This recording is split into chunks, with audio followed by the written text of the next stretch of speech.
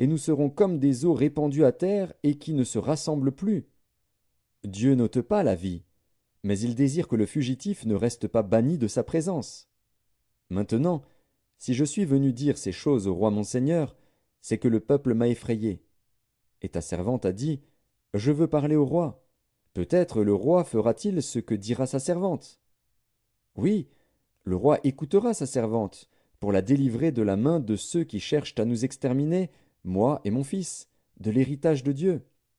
Ta servante a dit, que la parole de mon seigneur le roi me donne le repos, car mon seigneur le roi est comme un ange de Dieu, prêt à entendre le bien et le mal, et que l'Éternel, ton Dieu, soit avec toi. Le roi répondit et dit à la femme, ne me cache pas ce que je vais te demander. Et la femme dit, que mon seigneur le roi parle. Le roi dit alors, la main de Joab n'est-elle pas avec toi dans tout ceci?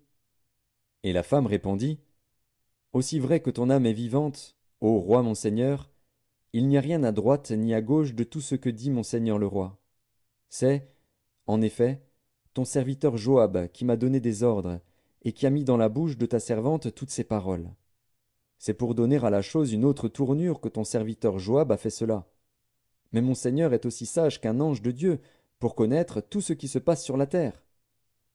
Le roi dit à Joab, voici, je veux bien faire cela. Va donc, ramène le jeune homme Absalom. Joab tomba la face contre terre et se prosterna, et il bénit le roi.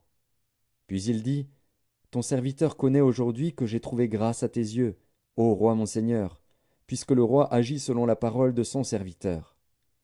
Et Joab se leva et partit pour Guéshur, et il ramena Absalom à Jérusalem. Mais le roi dit, qu'il se retire dans sa maison, et qu'il ne voie point ma face.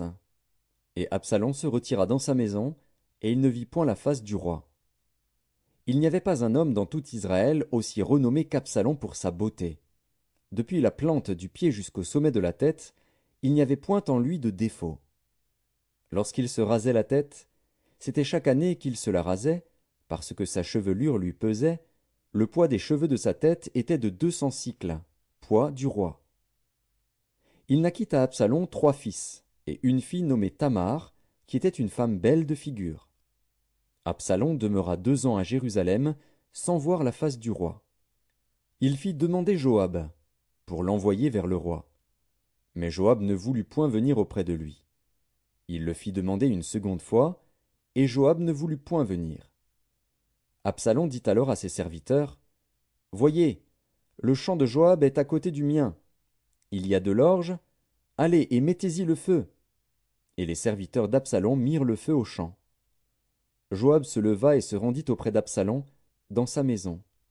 Il lui dit, pourquoi tes serviteurs ont-ils mis le feu au champ qui m'appartient?